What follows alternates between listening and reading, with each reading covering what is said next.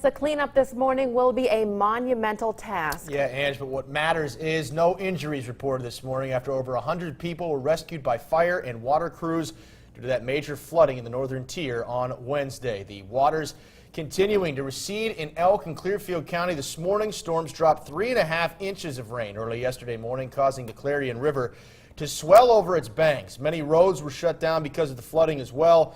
More than 120 people had to be evacuated either by fire crews or water rescue crews. Want to get you out live to WTAJ News reporter Leah Kirstein, who's picking up our coverage this morning, and she's in Dubois right now with the very latest. Good morning to you, Leah. Good morning, Angie and Casey. I know I look exhausted. I can only imagine how these fire crews and boat rescue crews feel because they had such a long day yesterday and cleanup has continued all throughout the night.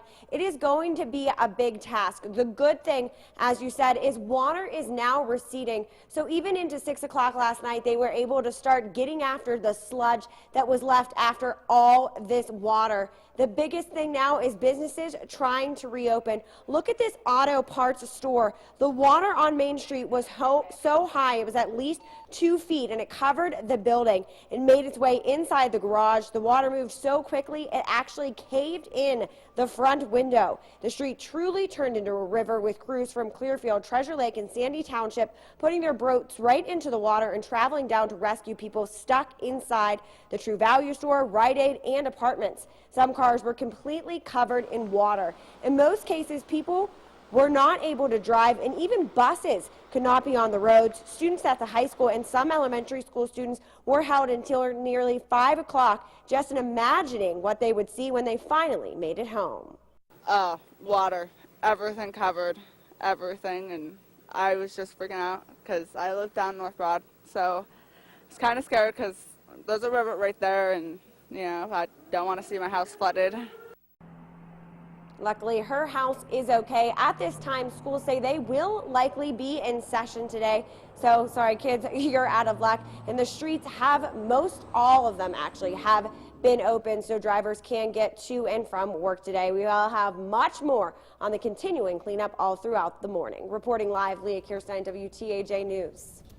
All right, Leah, thank you. Thank you, Leah. We'll check back in. Meantime, people were saying the water just rose quickly, giving them little time to think about what was happening. And perhaps the biggest story to come out of the flooding was the quick response from crews and water rescue teams. And those crews making sure no one was injured in the more than 100 rescues.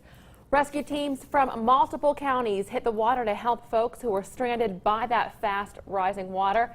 Ridgway's Fire Chief Scott Pontius says it's not something they've had to do very often, and if you've been to the Ridgway Rendezvous, you recognize that area right there very well. He said the support made a huge difference in their efforts.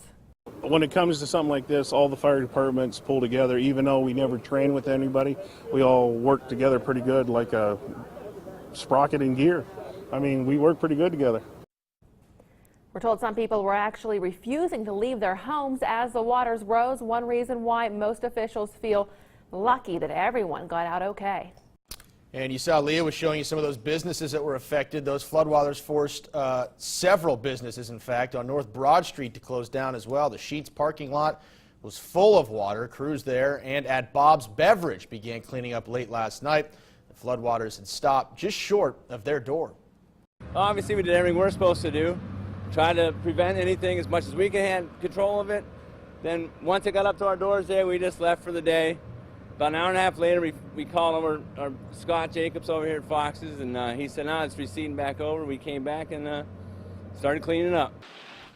And those businesses are hoping they can reopen as early as today.